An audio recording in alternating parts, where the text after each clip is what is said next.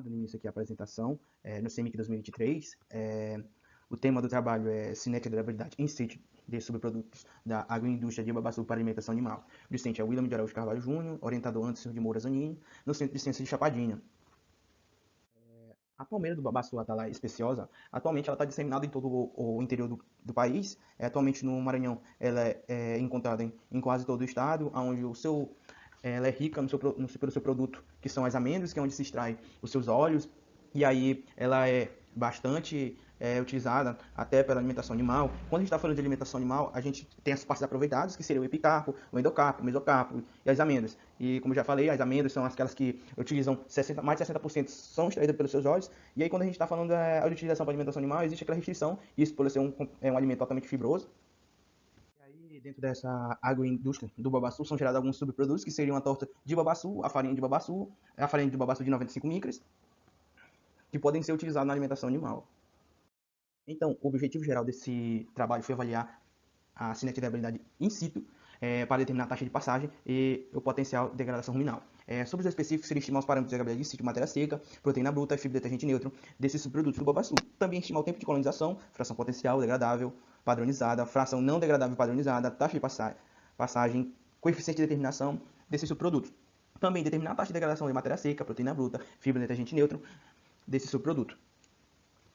O experimento foi realizado na UFMA, no campo de ciências de Chapadinho, com delineamento inteiramente casualizado, com esquema fatorial de 4x5, onde foram 4 tratamentos, que seriam a torta, o grumo, farinha fina e farinha 95 micra, e com 5 repetições.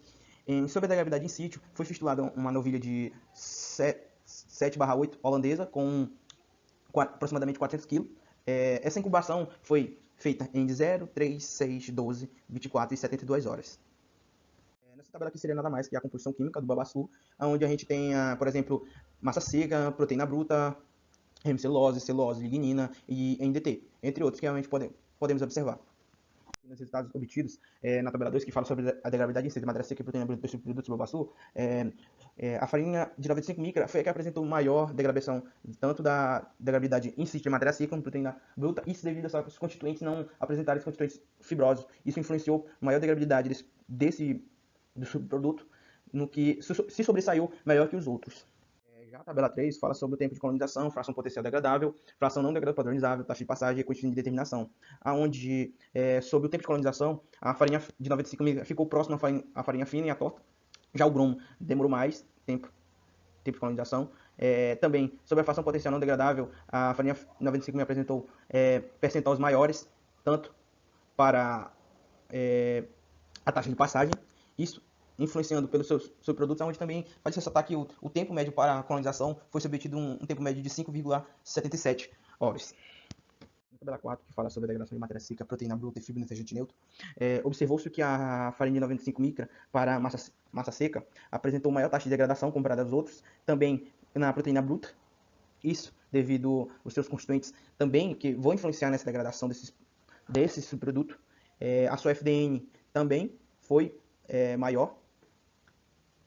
Então conclui-se que, entre os subprodutos estudados, a farinha de 95 apresentou simultaneamente um valor nutricional e degradação ruminal satisfatória, o que a torna uma opção viável na inclusão de dietas de animais.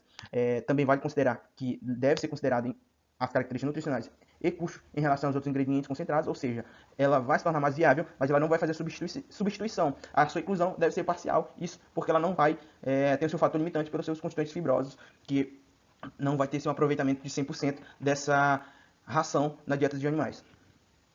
Então, essa foi a apresentação, algumas referências que foram utilizadas e obrigado pela atenção.